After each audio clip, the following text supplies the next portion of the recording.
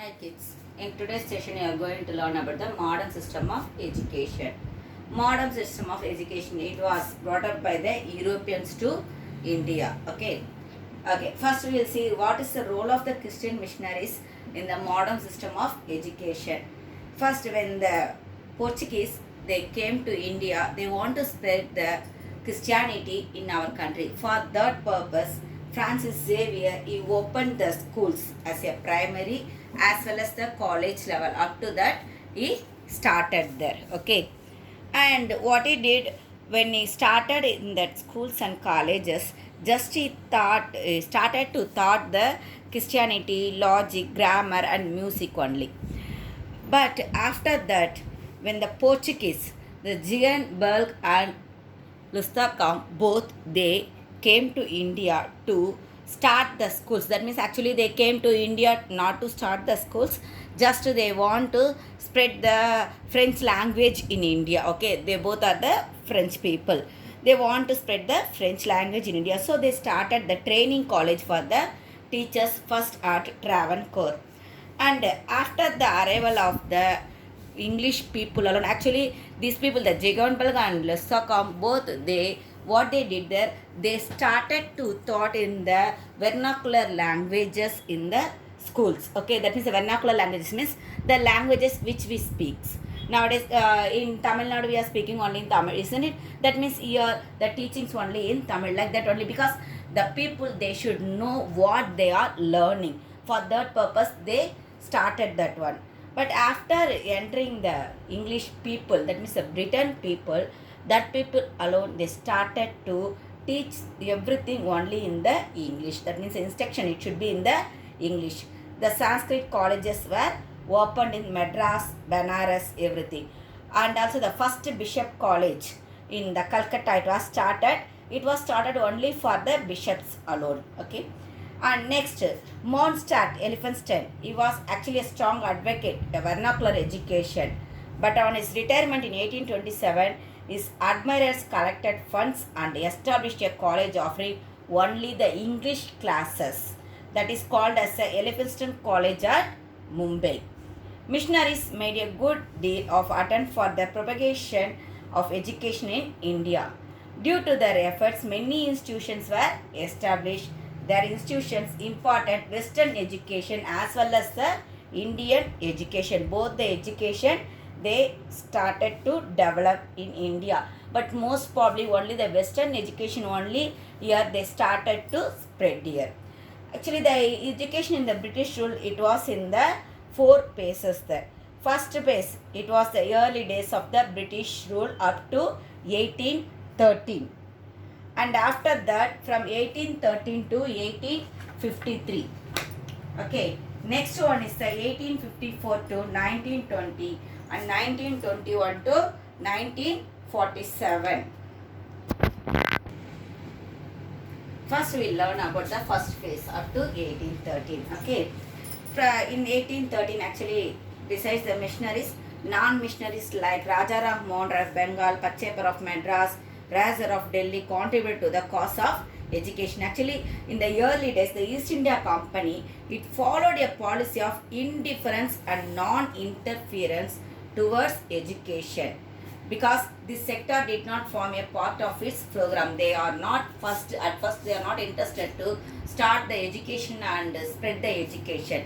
So they are not interfered in the education. After that only, when the company's charter was renewed in 1813, it only compelled the company to assume the responsibility for the education of Indians. So only the missionaries as well as the non-missionaries people, they also contributed their life for the education purpose.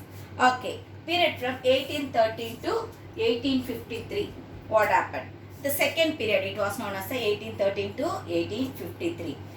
It marked the educational controversies concerning the issues of the educational policy, medium of instruction as well as the spreading the education. And first there were the Orientalists who supported the preservation of Oriental learning and the use of Sanskrit and Persian as the media of instruction. There were some people, what they did, they want that they want to learn only in the languages of the Sanskrit and Persian language, and they were opposed the English also. And those who advocated the dimension of Western knowledge through English, everything, what they did there, they opposed them. A third section believed in the use of Indian languages as a media of instruction. These controversies were partially set at rest by Macaulay's Minutes of 1835. It is called as a Macaulay's Minutes of 1835. Okay. In 1835, what he did there is just he established one of the education policy. In that one, what he did, in that higher education, it was de-orientalized, encouraging the English education for the upper classes, and each province was allowed to follow its own education policy.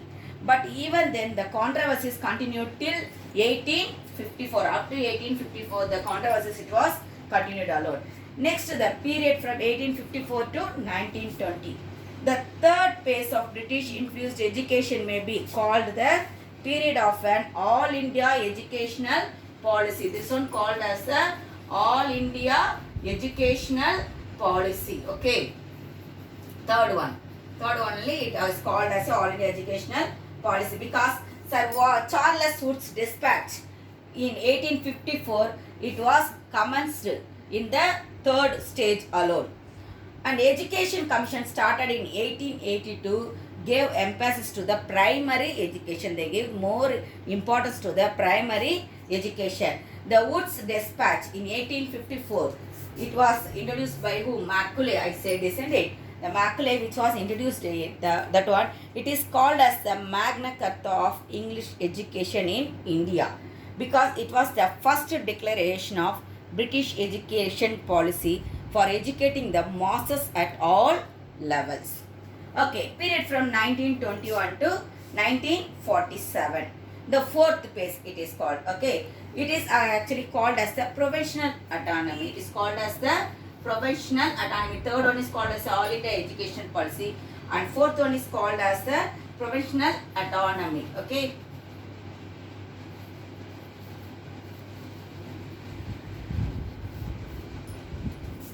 The Act of 1935 issued a new era of educational advancement through the country.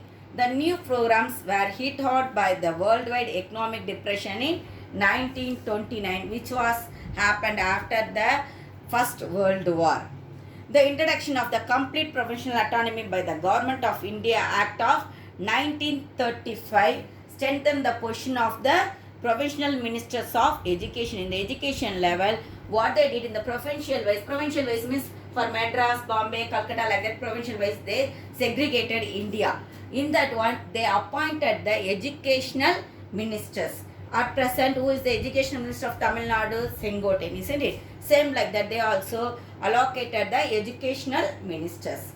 After the Second World War, a very important thing, it was started, that means in the educational development, which is known as the Sargent Report. It is called as the Sargent Report in the 1944. Okay, Sargent Report in the 1944. This blueprint had a powerful influence on the contemporary education, both in thought as well as in the practice.